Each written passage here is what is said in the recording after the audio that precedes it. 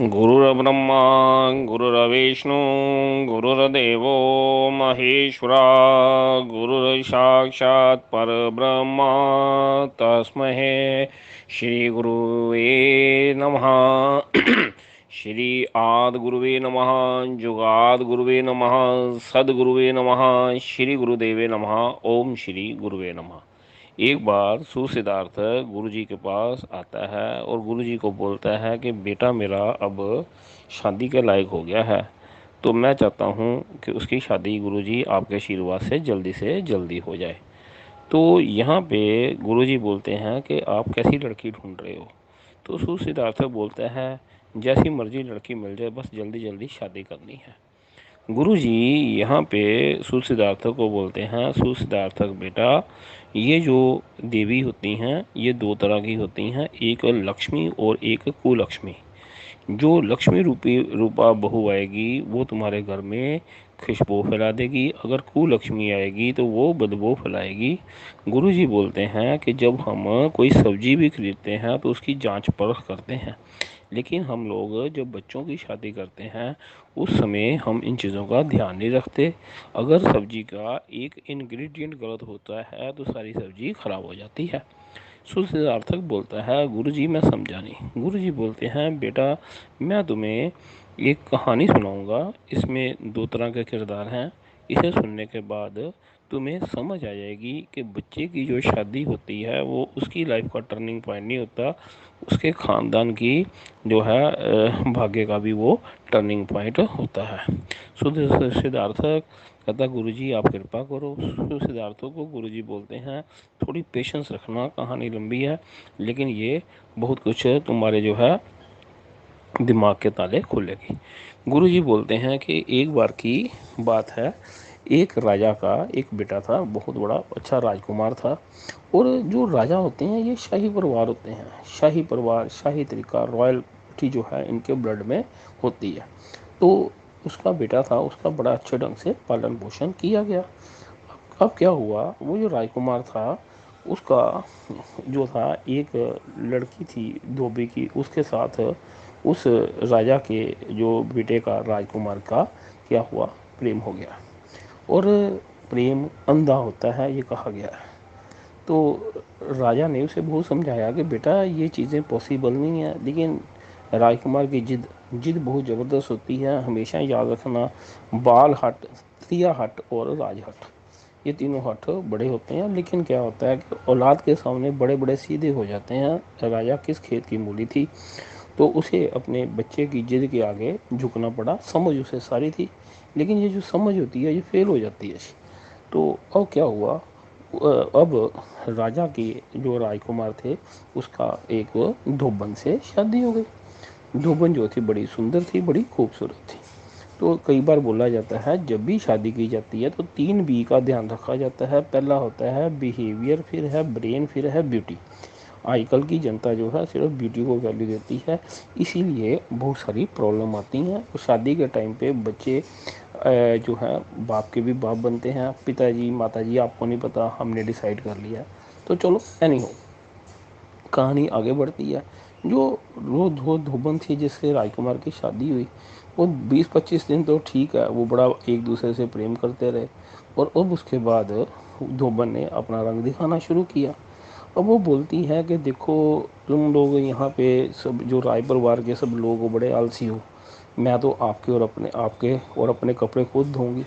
वहाँ पे एक बहुत शानदार स्विमिंग पूल बनवाया था राजकुमार ने अपने नहाने के लिए। उसमें क्या किया, धोबन ने उसे धोबी घाट बना दिया, वहाँ पे वो कपड़े धोने लग पड़ी। अब जब कपड़े को धोती तो उसके बाद वो कहती कि देखो, उसने धीरे धीरे जो क्या किया, जो वहाँ की नौकरानियाँ थी कपड़े धोने वाली, उनको भगा दिया। इन्हें तो काम करना नहीं आता। साथ में उसने अपने नंबर बढ़ाए। देखो जी, धोबन जो थी उसका जो खर्चा था उसको सैलरी देते थे, उसका शाही परिवार पे असर पड़ता था खजाने पे, वो मैंने बचा लिया। तो अब क्या होता है कि जब व्यक्ति प्रेम में पागल होता है ना तो उसके दिमाग की बत्ती गुल होती है, तो वो भी उसकी हाँ में हाँ मिलाने लगा। अब क्या था, धीरे धीरे वो जो राजकुमार की जो पत्नी थी, जो धोबन थी, उसने राज परिवार के सभी के कपड़े धोने शुरू किए। जब कब काम करना पड़ता है पहले शौक शौक में काम करना पड़ा, फिर मुश्किल आ गई। अब उसने अपने पति को बोलना शुरू किया, देखो जी मैं अकेले ही जो है कपड़े धोती हूँ। तो पति जो था वो कहता कोई बात नहीं, मैं भी तेरे साथ कपड़े धुला दिया करता हूँ। आज धीरे धीरे धोबन ने उस राजकुमार को कपड़े धोने जो है वो सिखाने शुरू कर दिए। काम कपड़ा था, राज दरबार बड़ा था, और अब वो कहने लगी देखो राजमाता घर में फ्री बैठी रहती हैं, अगर वो चाहें तो मेरे साथ थोड़े से वो कपड़े धुला सकती हैं। राजकुमार ने अपनी माँ को इंसिस्ट किया, इमोशनल ब्लैकमेल किया। राजमाता कहती ठीक है मैं राजमाता हूँ, लेकिन मैं तेरी, तू मेरा इकलौता बेटा है, तेरा पारिवारिक जो जीवन खराब ना हो, चल अब जो बहू की इच्छा है। और वो भी कपड़े धोने लग पड़ी। तो धीरे धीरे क्या किया, एक बार उसने बोला कि जो थी धोबन थी कि अगर आप कपड़े धो लेते हो तो आपके पिताजी को क्या प्रॉब्लम है। तो अब राजकुमार ने अपने पिता को बोला कि पिताजी आपको भी कपड़े धोने चाहिए। अब जो राजा था वो भी बेचारा कपड़े धोने लग पड़ा। जो स्विमिंग पूल उन्होंने बनाया था अपनी लाइफ को एंजॉय करने के लिए, अब वो जो राजकुमार की धोबन पत्नी थी उसके कारण वो धोबी घाट बन चुका था। अब यहाँ पे क्या हुआ, यहाँ पे बात नहीं रुकी। कहते हैं एक कहावत है, जोड़ू का भाई एक तरफ सारी लुगाई एक तरफ। अब बातचीत हो रही थी तो राजा का सबसे अच्छा जो वज़ीर था वो आया। वो राजकुमार ने अपनी वाइफ को बोला कि ये हमारे बहुत बड़े बढ़िया वज़ीर हैं। राजकुमारी ने, जो राजकुमार की पत्नी थी धोबन, उसने उसे कपड़ों के बारे में पूछा कि कपड़ों की धुलाई कैसे की जाती है। तो वज़ीर ने बोला ये मेरे को नहीं आता काम। यहाँ पे वो धोबन बोलती है जिसको कपड़े के बारे में नॉलेज नहीं है, कपड़े धोने के बारे में नॉलेज नहीं है, वो राजपाट कैसे चलाएंगे, इस वीर वजीर को हटा दिया जाए। राजकुमार ने बोला नहीं ये मेरे पापा का बड़ा विश्वसनीय वजीर है। कहती नहीं नहीं इसको हटाओ। कहती और इसकी जगह पे किसको लगाओ। कहती मेरे भैया हैं कल्लू धोबी, उनको आप इनकी जगह पे वजीर बना दो, मेरे भाई जैसा इंटेलिजेंट नहीं। ये आप कभी भी नोट करिए, जो ब्रदर इन लॉ होता है, जो वाइफ होती है, उसे लगता है कि उसके भाई जैसा इंटेलिजेंट कोई नहीं है। ये यूनिवर्सल ट्रुथ है, कहीं भी आप चेक करो। तो अब क्या हुआ, जो प्रभाव तो होता ही है धीरे धीरे।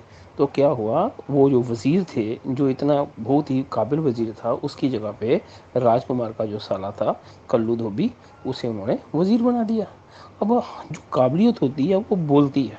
अब क्या हुआ, वहाँ पे सेना के लिए जो थे उन्होंने क्या करने थे, घोड़े खरीदने थे 1000। तो यहाँ पे जो कल्लू धोबी था उसकी ड्यूटी लगी कि आपने इसको कैसे मैनेज करना है। कल्लू धोबी जो था, अब धोबी जो बंदा आएगा उसका गधे वाले वाकफ होते हैं। तो एक जो था सौदागर था गधों का, उसने कल्लू धोबी को ठीक ठाक कमीशन ऑफर की कि आप घोड़ों के बजाय गधे ले लो। कमीशन बड़ी ज़बरदस्त चीज़ होती है, और राज घरानों के साथ इसका संबंध होता है, राजपुरुषों के साथ। तो कल्लू ने कन्विंस किया कि देखो जी इस समय कोई युद्ध का तो माहौल है नहीं है, हमारे सभी राज्यों के साथ अच्छे संबंध हैं, हम घोड़े लेने के बजाय आधे दाम में गधे ले लेते हैं, वो भार ढोने का काम भी करेंगे, और जब युद्ध होगा तो इस पर बैठ के हम चले जाएंगे। तो जैसी समझ होती है, जैसा ज्ञान होता है, वो आपकी अकल जो होती है वो रिफ्लेक्ट करती है आपके डिसीजंस में। तो कल्लू धोबी जो कि वज़ीर बन चुका था, उसने ये डिसीज़न लिया। धीरे धीरे क्या होने लगा कि जो बंदे की जो एबिलिटी थी वो होने लगी कि इसे कपड़े धोने आने चाहिए, ये आर्ट होना चाहिए। और बड़े बड़े राज जो थे, वो नेता थे, जो राजा के जो बड़े मुख्य कर्मचारी थे, अब उन्होंने ट्रेनिंग लेनी शुरू कर दी कि हमें कपड़े धोने चाहिए तभी हमें प्रमोशन मिलेगा। चेकलिस्ट जो थी वो ऐसे बनने लगी। अब इधर से राजकुमार की जो पत्नी है दोबन थी, उसने धीरे धीरे सफाई वाले भी घर से हटा दिए कि इनका भी खर्चा जो है वो हम रोकते हैं, क्योंकि मैं अच्छी बहू आई हूँ। देखो जी मैंने पहले जो कपड़े धोने वालों को हटाया, अब सफाई वालों को हटाया, तो अब मैं खाना भी जो है खुद बनाऊँगी। तो उसमें ये था कि मैं देखो जी कितनी अच्छी हूँ। अब क्या होता था, राय दरबार में कई लोग, शाही लोग आते थे खाना खाने के लिए, तो कुक लगे होते थे, वो खाना बना देते थे। अब सारा प्रेशर किसके ऊपर आ गया, राजकुमार की पत्नी के ऊपर आ गया। अब अगर राय दरबार के कुछ लोग आते, शाही परिवार में कुछ लोग आते, तो ये उनको भला बुरा कहना शुरू कर देती, तो क्योंकि उसे काम करना पड़ता था। अब धीरे धीरे क्या हुआ, इससे जो राज दरबार परिवार की हॉस्पिटैलिटी थी वो थोड़ी ख़राब होने लगी। अब यहाँ पे जो दोबन थी, उसने क्या किया, उसने कहा कि तुम्हारे चाचा, तुम्हारे ताया, तुम्हारी बुआ, इन सब के जो भाई लोग बच्चे हैं वो भी यहाँ पे जुड़े हुए हैं, जो हमारा जो है खाना खाते हैं, ये हमारे साथ ऐसे करते हैं वैसे करते हैं। तो इसलिए उसने धीरे धीरे उस परिवार को तोड़ना शुरू कर दिया। राजकुमार भी उसकी बातों में आता कि नहीं तो बिल्कुल बिल्कुल ठीक कहती है। इस ढंग से क्या हुआ, जो परिवार था वो उसकी वैल्यू डाउन होने शुरू हो गई। और अब क्या था, धोबन का पिता बीमार रहता था, तो राजकुमार को लेकर धोबन अपने पिता के घर जाती, महीने में 15 दिन वहाँ पे रहती। तो वहाँ पे क्या होता था, उसका पिता भी बोलता बेटा कपड़े आया धोने के लिए। तो धोबन राजकुमार को साथ ले जाती और कपड़े धोना शुरू करती। फिर उसने एक दिन राजकुमार का माइंड चेंज किया कि देखो कितने कपड़े आ रहे हैं, तुम्हारे राज दरबार में कितनी दिक्कत है, कितनी प्रॉब्लम है, वहाँ पे गुप्तचर हैं, जो विदेशी झगड़े हो रहे हैं, कितने काम करने पड़ते हैं। यहाँ पे क्या है, आराम से कपड़े आते हैं, नदी में धो देते हैं, देखो कितने पैसे मिले हैं। और कपड़े धोने में अब राजकुमार को भी आनंद आने लग पड़ता था।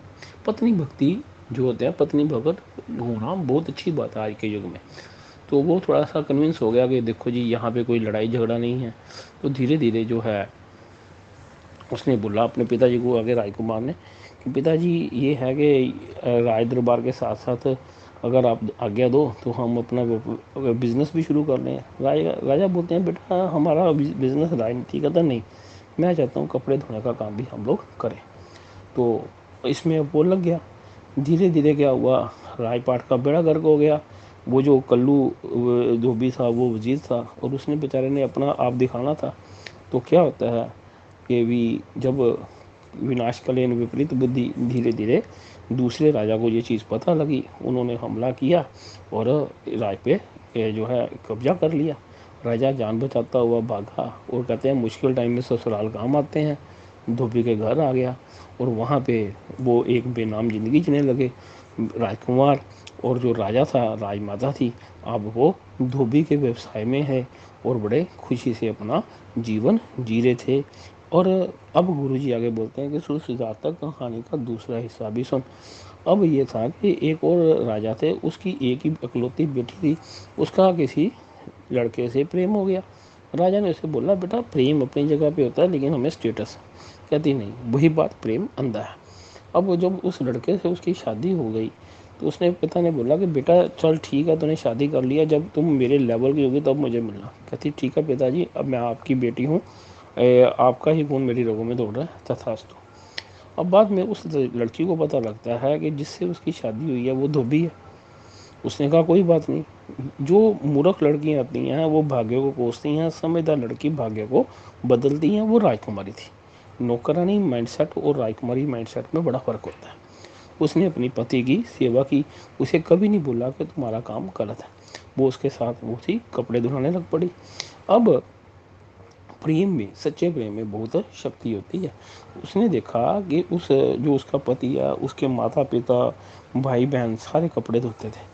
उसने उसको बोला कि अगर हम लोग, चलो ठीक है कपड़े धोने अच्छी बात है, जो भी काम मिलता है उसे सिर आंखों पे, आप ऐसे करो, आपको काम और मिल जाता है, आप दूसरे धोबी रख लो, वो कपड़े धो लिया करेंगे। अगर एक कपड़ा धोने का आपको 1 रुपया मिलता है, हम 50 पैसे उनको देंगे और 50 पैसे अपने पास रखेंगे। उसके पति को उसकी बात समझ लगी। धीरे धीरे उनका काम बढ़ा और उन्होंने 10 धोबी आगे रख लिए। अब क्या था, उसके माता पिता को भी काम नहीं करना पड़ता था, भाई बहनों को भी काम करना नहीं पड़ता था। अब राजकुमारी के संगत में आने से अब उसे अच्छे राजपुरुषों की तरह बातचीत करने के नियम आ गए थे। वो अच्छे कपड़े पहनता था और फ्लाईलाइट मोड में वो जीवन जी रहा था। कपड़े धोने उसने बंद कर दिए थे। अब धीरे धीरे उसके पास 50 धोबी थे जो कपड़े धोते थे। वो उसकी बातचीत का ढंग इतना अच्छा था, वो जिस लोगों से मिलता था उसे अपने आप कपड़े मिल जाते। वो सिर्फ क्या करता था, धुले हुए कपड़े दे के उनसे पैसे लेता था और उसके अच्छे संबंध बनने शुरू हो गए। राजकुमारी जो थी उसने उसके जीवन में बड़ा पॉजिटिव चेंज ले आए। एक बार राजकुमारी बोलती है कि मैं चाहती हूँ कि आप घोड़ा चलाया करो। कहता है देखो हमारा खानदान गधे चलाता रहा है, बोलती नहीं मेरे कारण आप ऐसे करो। प्रेम अंधा भी होता है और सच्चा प्रेम बड़ा शक्तिशाली होता है। तो वो जो था उसका पति, उसने घुड़सवारी शुरू कर दी। धीरे धीरे उसने बोला कि ठीक है आप सारा दिन काम करते हो, शाम के समय आप तलवारबाजी किया करो। कहता मेरे को तो आती नहीं। कहते मैं आपको सिखाऊंगी, मैंने बचपन में सीखी है। उसने क्या किया, उसने पति को अच्छा जो है तलवारबाज बना दिया। अब उसने एक और नियम बनाया, उसके पास वहाँ पे 70-80 धोबी जो उनका काम करते थे, उन सभी के लिए उसने नेसेसरी कर दिया कि आप शाम के समय 2 घंटे तलवार चलाने का और धनुष चलाने का अभ्यास करोगे। मरता क्या ना करता, एम्प्लॉय कैटेगरी एम्प्लॉय होती है, मानसिकता वो होती है। एम्प्लॉय चाहे 1 रुपये का हो चाहे करोड़ रुपये का हो, एम्प्लॉय एम्प्लॉय होता है जी, इसे आप चेक कर सकते हैं। तो उन्होंने अधूरे मन से पहले सीखना शुरू किया, लेकिन हर बंदे में एक हिडन टैलेंट होता है, शर्त होती है उसे निकालने वाला। थोड़े समय में वो बड़े अच्छे जो है घोड़सवार बन गए, बड़े अच्छे तलवारबाज बन गए, बड़े अच्छे ढंग से वो धनुष बाण चलाने लगे। अब राजकुमारी का पति जो था वो धीरे धीरे राजा के राजघराने में से भी कपड़े लाने लगा, और एक उसका एक अच्छा वहाँ पे संबंध बन गया। वहाँ पे जो राजा का एक मंत्री था वो गद्दार था, और गद्दारी जो होती है राजघरानों से जुड़ी होती है। तो गद्दार व्यक्ति था, तो वो क्या करता था, अब यहाँ पे ये राजकुमारी का पति जो था उससे भी मिलता था। उसने उसकी बातें सुन ली कि ऐसे दूसरा राजा जो है इसके ऊपर हमला करेगा और ये जो है यहाँ का द्वार खोल देगा। ये बात उसने राजकुमारी को बताई। राजकुमारी ने कहा कोई बात नहीं। उसने वो जो धोबी सेना बनाई हुई थी वो जाके वहाँ पे गेट के पास खोलेगी। मंत्री ने गद्दारी की, उसने दरवाज़ा खोला और अंदर क्या हुई, सेना एंटर कर गई। इधर से कहते हैं जो भी होता है ना सरप्राइज अटैक, उसकी बहुत वैल्यू होती है। इधर से जो धोबी सेना थी उन्होंने तीरों की बारिश कर दी, अटैक कर दिया और उन्हें भगा दिया। ये बात राजा को पता लगी। राजा को जब बात पता लगी तो सारा भेद खुल गया। उन्होंने उस मंत्री को भी पकड़ा और उसे पता लगा कि हमारा राज तो उड़ जाना था अगर ये धोबी सेना ना होती। राजा ने उस राजकुमारी के पति को बुलाया, उसे इनाम दिया और उसे बोला कि आज से मैं तुम्हें यहाँ का मुख्य सेनापति बनाता हूँ और साथ में आप मेरे जो है ये दूसरी सेना को भी ट्रेन करो। और वो जो गद्दार मंत्री था उसे उन्होंने मृत्युदंड दे दिया। गद्दार व्यक्ति को मृत्युदंड कम से कम देना चाहिए, ये जरूरी है।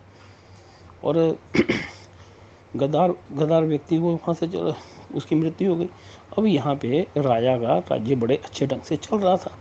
अब राजा जो होता है कहते देखो इन्होंने क्या किया था, लोगों का जो भी राजा लोग हैं इन लोगों का मेहनत का धन खा जाते हैं और इनका असर आता है इनकी औलाद पे। जनरली आप देखोगे कि राजपुरुषों की औलाद इतनी अच्छी नहीं निकलती। अब राजा का एक बेटा था वो बहुत अयाश था, बहुत अयाश था, जिसे जीवन में सब सुख सुविधा मिलते हैं और जीवन की कठिनाइयाँ नहीं आती, वो अयाशी होते हैं। अब राजा उसे डांटता था और पिता पुत्र में मतभेद था। अब किसी ने उसे भड़का दिया कि राजा को अगर तू मार देगा तो सारे तेरे को डांटने वाला कोई नहीं होगा, फिर तू अपनी ज़िंदगी में ऐश करी। तो राजकुमार ने एक दिन ऐसे क्या किया कि वो सोचा कि मैं अपने पिता का मर्डर कर दूंगा, और उसने यहाँ पे एक साजिश रची।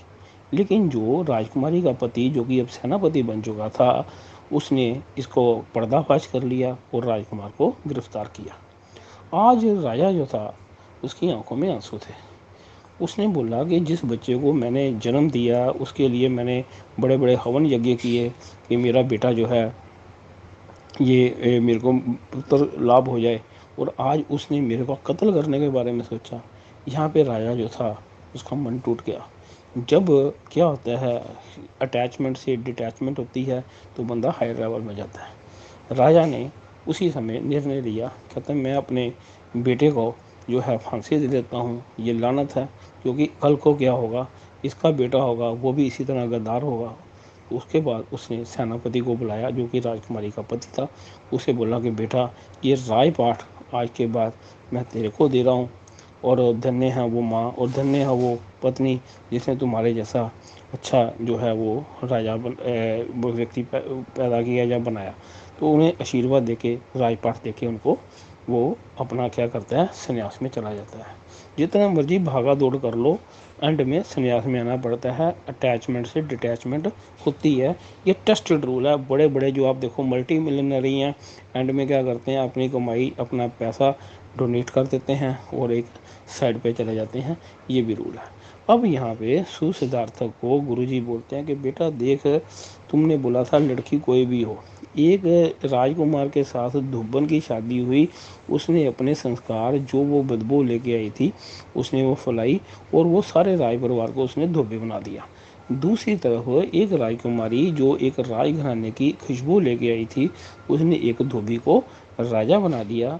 ये कहानी एक धोबन की नहीं है और एक राजकुमारी की नहीं है, ये घर घर की कहानी है। इसे थोड़ा सा मॉडिफाई किया जाए तो ये बात समझ आती है।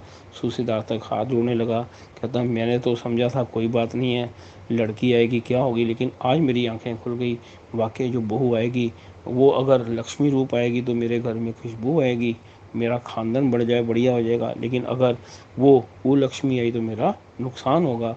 तो ये कहता गुरुजी आपने बहुत कृपा की। गुरुजी बोलते हैं बेटा कहानियाँ कहानी नहीं होती, इसे समझना चाहिए। समझदार बंदे एक तो होते हैं कहानी को लोरी समझ के मानते हैं, दूसरा होता है उसकी इम्प्लीमेंटेशन करते हैं।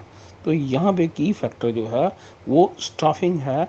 इसे हम अपने पर्सनल लाइफ में, प्रोफेशनल लाइफ में, बिजनेस लाइफ में कहीं पे भी यूज़ करेंगे, ये हमारे लिए हेल्पफुल होगी। स्टाफिंग बड़ा सिंपल वर्ड है, लेकिन इसकी इम्प्लीमेंटेशन करते हुए सदियां लग जाती हैं। अंत में गुरुजी बोलते हैं, कहते हैं गलती पलों ने की, सज़ा सदियों ने पाई। आप देख सकते हैं अपनी सराउंडिंग में किसी एक व्यक्ति का जीवन वो क्या हुआ, हेवन टू हेल बन गया, किसी का हेल टू हेवन बन गया। उसका रीज़न क्या था उसे आप देख सकते हैं।